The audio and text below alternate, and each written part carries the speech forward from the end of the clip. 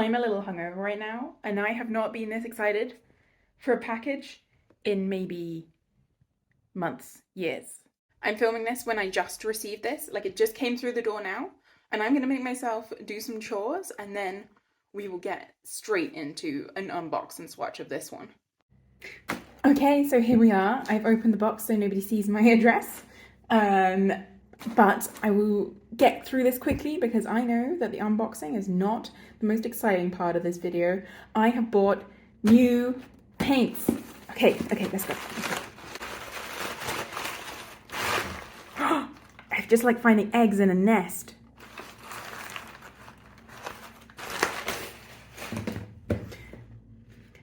So many of you who watch this channel will probably already have known that in the last couple of weeks, Szmal released 20 new colours for their range. And as a lot of you will know, Szmal is my favourite, possibly my favourite watercolour brand.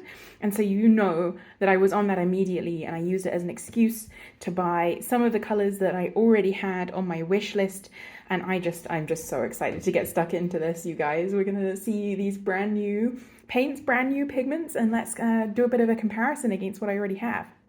So these are all the colors I chose. As you can see, we have 16, I wanna say, of them, which is so exciting. Not all of them are the new ones. And I just love Szmal's packaging, because just look at how these paints look. They just look so good with like a swatch of the paint on the front. And I'm so excited to get into them. I decided to unwrap these and realized I was not recording. But just in case you haven't seen these pans before, so you can remove the strip of watercolor paper with the swatch on from the outside. Really nice to keep these. I stick them in my sketchbook so I can keep a record of which paints I bought and when. And then underneath that they have a bit of silver paper and then just a bit of wax paper on top of the paint. And if you have trouble with your paint sticking to the wax paper, you can put them in the freezer or the fridge for 5 minutes to harden up, and then that should help. But anyway, that's like a bit of a lengthy process. I also have to label all these pans, so I'm going to do that and catch up with you in just a bit. So I've got my Da Vinci Spin Synthetics #1 quill brush, as returning viewers will know. And by the way, if you're new here, thank you so much for joining us. I hope you enjoy this video, and if you do, please do click like and consider subscribing. As of filming this video, we have over 1,000 subscribers, which is literally incredible. It was my goal for this year, and I'm so happy to have hit it. So yeah, really happy to have you here. So, but the first colour I want to swatch for you, and I'm hoping my camera focus will figure itself out, is this nickel tungsten yellow, which is PY 189. That's pigment yellow 189, which is a new pigment to me. And I think just Szmal might be the only person who offers this, the only brand which offers this commercially. As you can see, it re-wets really nicely. It's this nice like creamy primrose yellow. And I'm going to swatch in circles today because I drew squares to swatch in. So this colour, you can see it's quite opaque. It feels quite creamy on the paper. Really nice flow. These paints always have such nice movement in the water. I'm going to try and make a nice circle. Maybe dilute it a little bit on this side so we can see what it looks like more in a wash. But this is just such a lovely tone. It reminds me, the colours I want to compare this against are the nickel titanate yellow, which is definitely cooler and paler, and also the Turner's yellow, PY216. So the second yellow that I ordered, I'm not really a big yellow person. I like pastel yellows and I like oranges, but I'm not so big on the yellows. But I got this Gamboge hue, which is PY95, which is also one which I haven't heard of before. You have to let me know in the comments if you know if there's any other brands which offer this. But I wanted to compare this to my isoindilinone yellow deep PY110, which is a more common pigment. And so far, this is also re-wetting really nicely, and it feels quite transparent to me. So let's see how it lays down. Okay. I was hoping that this would be like the isoindilinone yellow, but maybe a little bit more yellow, which will probably make sense when I do the comparison, because I feel like this has a more vibrant tone in the wash, like a little bit more like a a nickel azo sort of glowing brightness to it, which might mean that I'd be more drawn to use it than the PY110, which can be a little, I just find it can be a little dull in a wash, but maybe we'll have to see what these look like when they dry, because watercolors do tend to have quite a different personality when they're dry. Not the straightest circles in the world, but you know, I'm only human. So to follow that incredibly bright yellow, we have gold ochre. So this is part of an exploration that I'm doing right now where I'm trying different earth colours and trying to see which ones work best for me. Again, all of these colours re-wetting really, really nicely. And this one looks really vibrant on the swatch on the packaging, so I'm so excited to see what it looks like on paper. Okay, so here we go with the gold ochre, and it is a really nice, relatively vibrant yellow earth. So only a couple of the colours that I got today are granulating, so I don't think we're expecting too much texture with this one. It's a little more on the opaque side again. I'm curious to see what kind of greens this colour will mix. Hopefully you can't hear my fridge in the background. But this is a really, really stunning colour. Very excited to compare this to my existing yellow earths. So the gold ochre was not a new colour from this release, and neither is this one, but it's one that's been on my wish list for a while, and it's the Szmal's Goethite, which is a genuine earth pigment. So, but I think people often call this like a brown ochre. But I think the granulation in it looks super interesting, so I'm hoping that we'll be able to demonstrate a little bit of that today. Get enough water to really make it go. You can always see it in the pan actually, the way that it's granulating. That's super interesting. Let's see what it does on the paper. Okay, it's a really nice rich sort of golden brown earth tone. Let's give it lots of water, plenty of room to maneuver. All the granulating pigments benefit from a little bit more water because they separate then. Oh, you can already see it settling into the grain of the paper. It doesn't have quite the same flow as the others, but I think that that is probably more than worth it for the sake of that granulation. That's magic. That is actually magic. I'll have to give you, of course, I'll give you a close-up of all of these when they're dried. But you can already see how the texture in this one is just so, so interesting. And then for the last one in this row, I have PBR7 Natural Umber Reddish. I have a couple of browns that I like, and I tend to prefer the warmer tones. But this one seemed like it might be have a very interesting texture, and also PBR7 is a very traditional pigment for umber colours, so I was curious to see how I would like this one. And oh my goodness, that is straight up chocolate. Like, that is just, it's like painting with hot chocolate. That's incredible. What a lovely colour. I saw somebody else in us doing a swatching video on YouTube, and they compared this to the transparent oxide brown, and I can see it, but this is just a little bit more muted, I think, like a little bit flatter. The transparent oxide brown is quite granulating and also, well, as the name suggests, transparent. So this is just a little bit more natural probably, which also works very well with the names, so very aptly named, I would say. So these are our yellow tones, and I am so excited to move on to the reds, because the first red that we have is Perylene Red Deep, PR179, which is the same pigment as Perylene Maroon, which is carried by a lot of other browns, including Szmal. So this is their second version of PR179, and I think it may have been created in a lot of brands are using this to replace the pigment PR206, Quinacridone Maroon, Quinacridone Burnt Scarlet, that was discontinued. So we'll see how this one compares. I also want to compare this one to all of my other Quinacridone, not Quinacridone, but the Perylene Maroons to see what it looks like. So let's see. It does have a slightly like milky consistency in the pan, but sometimes this is not necessarily indicative of how it will dry. I also think that the camera is making it look a little more orange than it does on camera, in person rather. It looks quite, it's quite transparent, which the other Perylene Maroon is not so transparent. Let's see if we can get a little bit more pigment in here.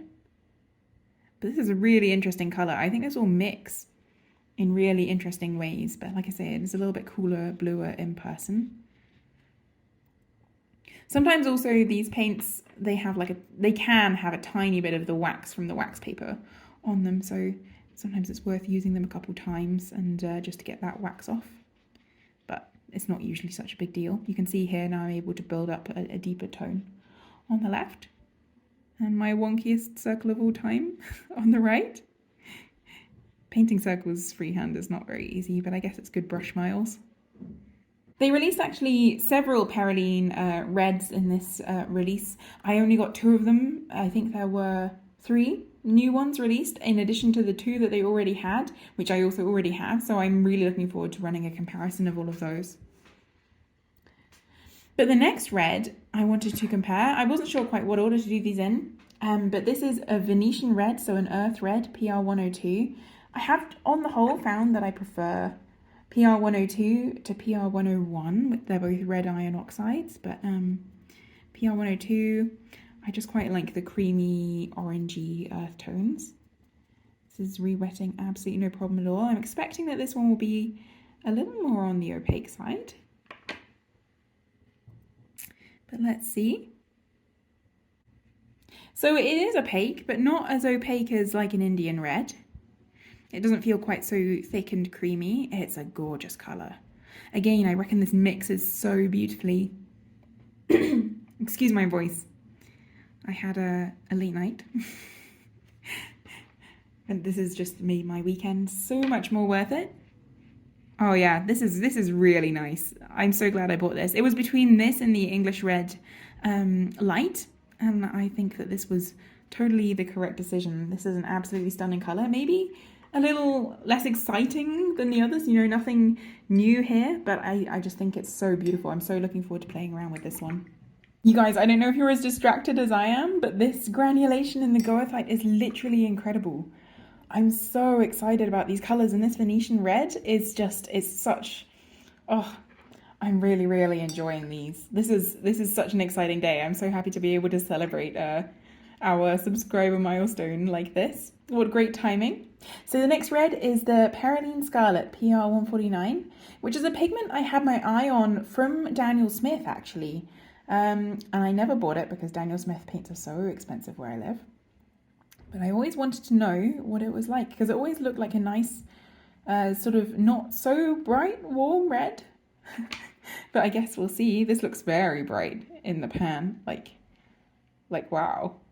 Whoa, that is like a lipstick red. Absolutely amazing though.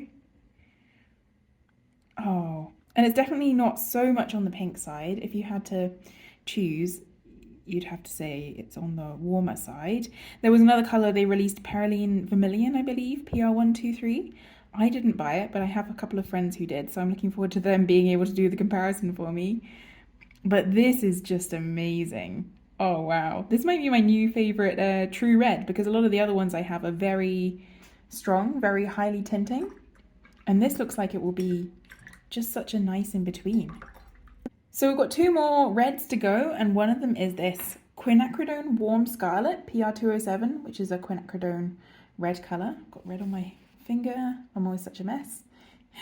But I bought this because I had their PR209 Quinacridone Cherry Red, and a lot of people really, really love that colour.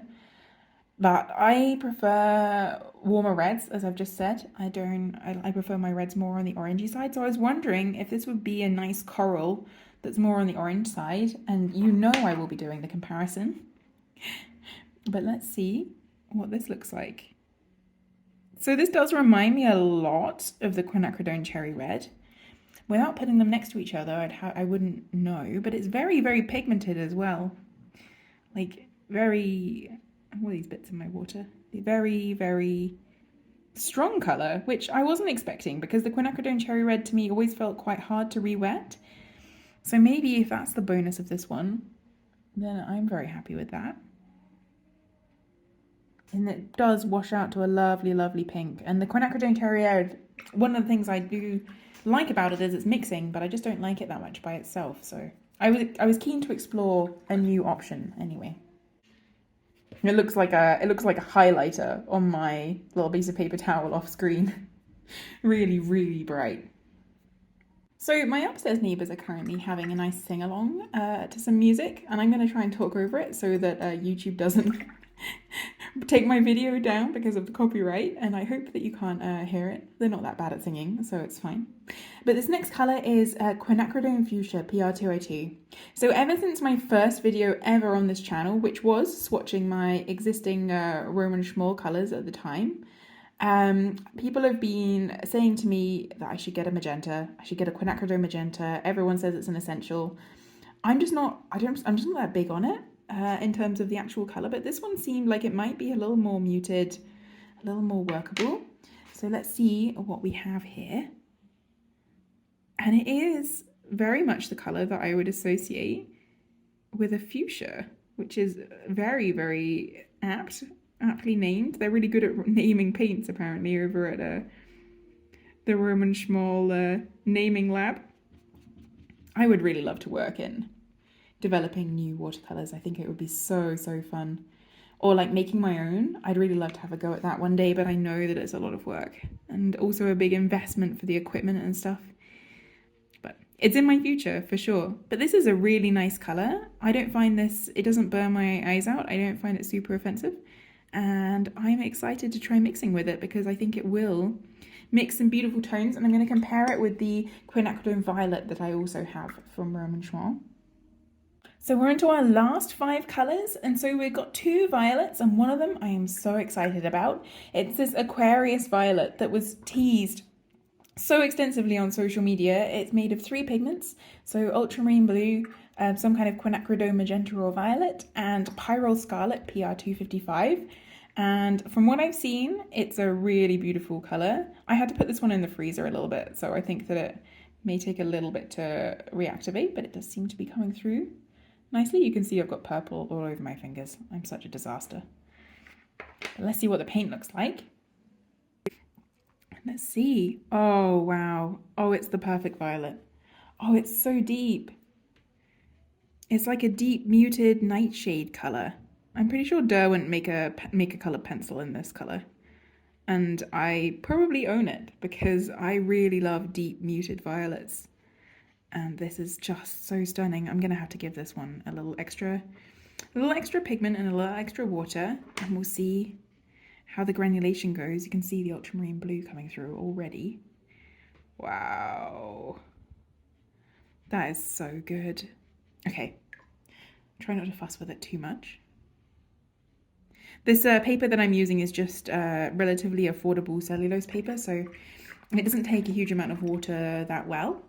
But I also always do my swatches, for myself at least, on 100% cotton watercolor paper for the comparison. And the next violet I have is Strontium Violet PV62, which is a pigment that was available from Lucas, and then also from Schminker in the form of their Cobalt Violet Hue. And I own their Cobalt Violet Hue, but I found that the granulation was a little extreme for me, to be honest. Like I didn't, I like the color of it. I like this blue violet hue, but I did not enjoy the huge granulation that the Schminker one has. But I still have it, so I'll do the direct comparison for you another time. But this is a really nice, like periwinkle purple, and just straight out of the pan, it does seem to be a little smoother.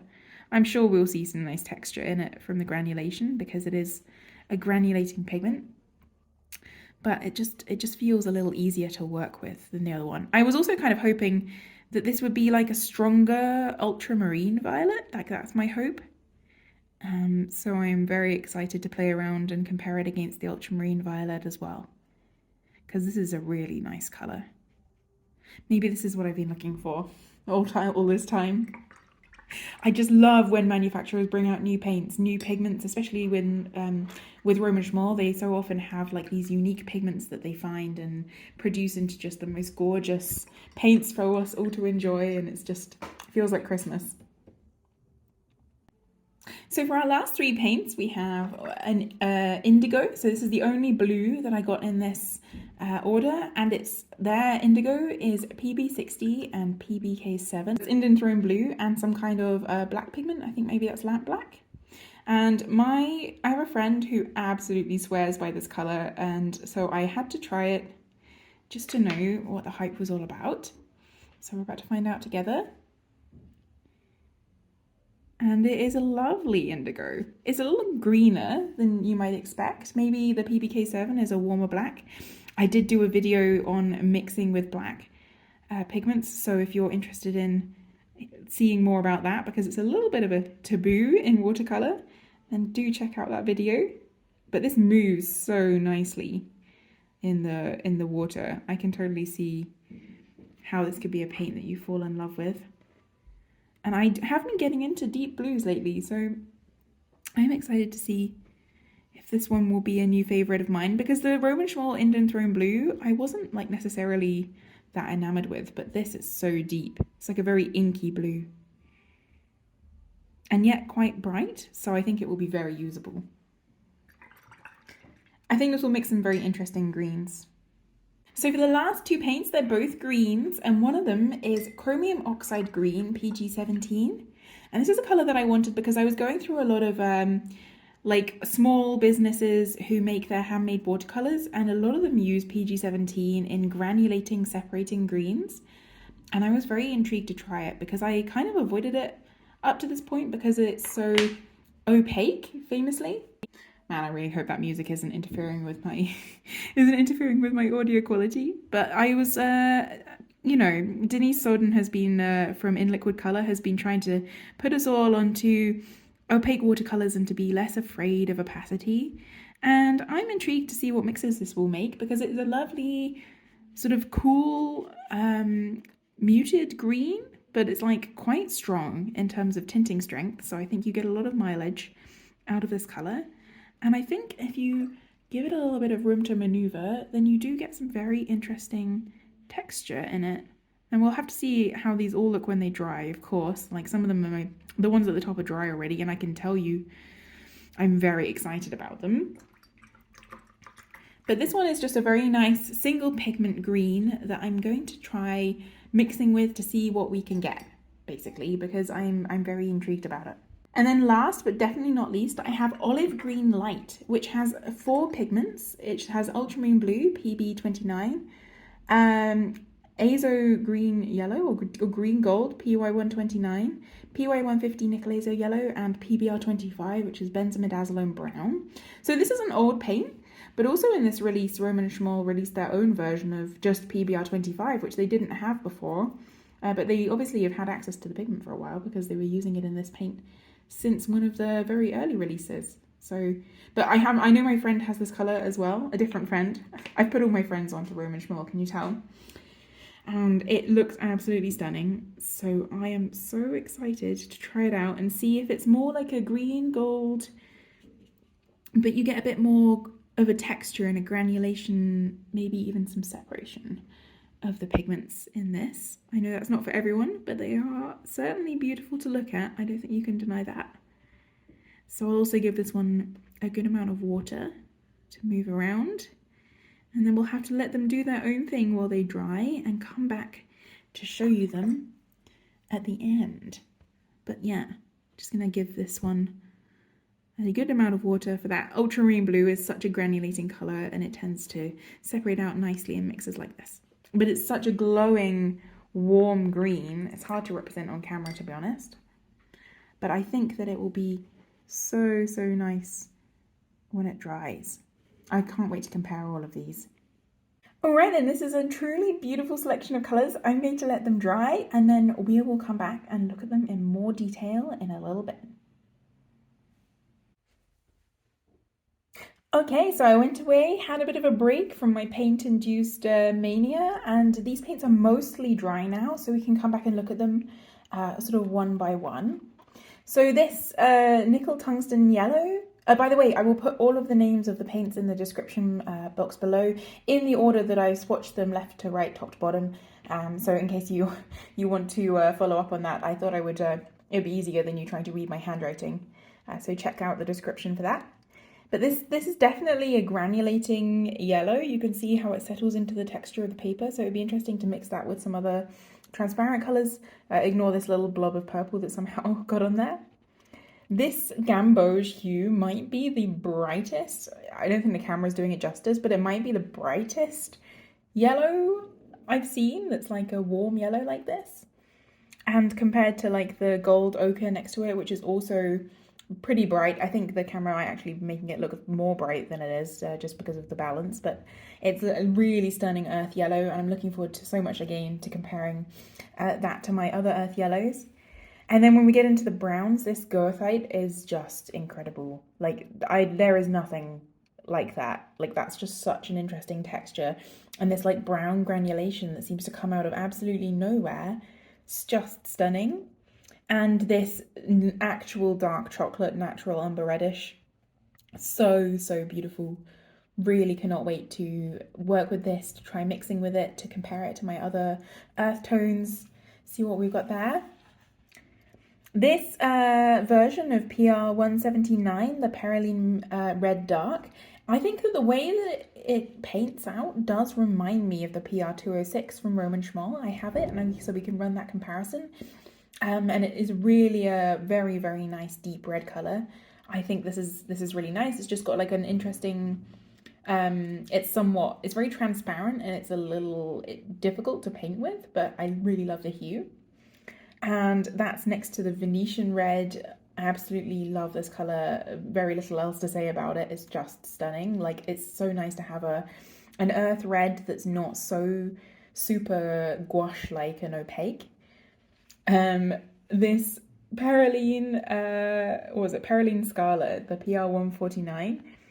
I am amazed with this colour. This is everything that I've ever wanted from a true red. Like I say, I keep saying it, but I'm really going to have to compare these. But I think they deserve a video of their own so we can do them justice.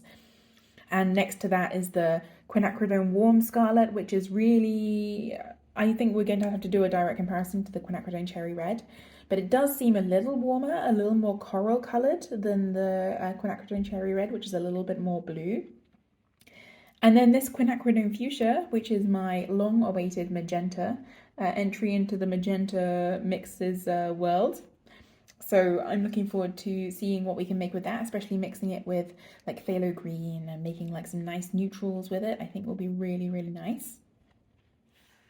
And potentially the actual star of the show, this Aquarius Violet. This is not an unpopular opinion, but oh my goodness, the separation. Like, that is in the mass tone, it's such a nice violet, and if you add a lot of water, and then the ultramarine granulates out, and you see like the Pyrrole Scarlet and the Quinacridone Magenta in the wash, where they're like more transparent, it's an amazing colour. I really, really love this one. And it's possible, of course, to mix these things by yourself. I also have a video going through how you can investigate your pre-mixed convenience colours and how to work with them if you have like separate components from them. So check that video out if you also get a little bit stuck with what to do with your granulating, separating colours. This Strontium Violet I think I definitely prefer this granulation to the one from the Schminke Cobalt Violet hue, but we'll have to do a side-by-side to scientifically confirm that. And I really love the colour of this. I love blue violets. I think they're so pretty. This Indigo it's so deep. It's so inky. It's absolutely stunning. I can't wait to play around with this more. I like that it's sort of more on the green side than on the red side. A little bit of a cooler blue.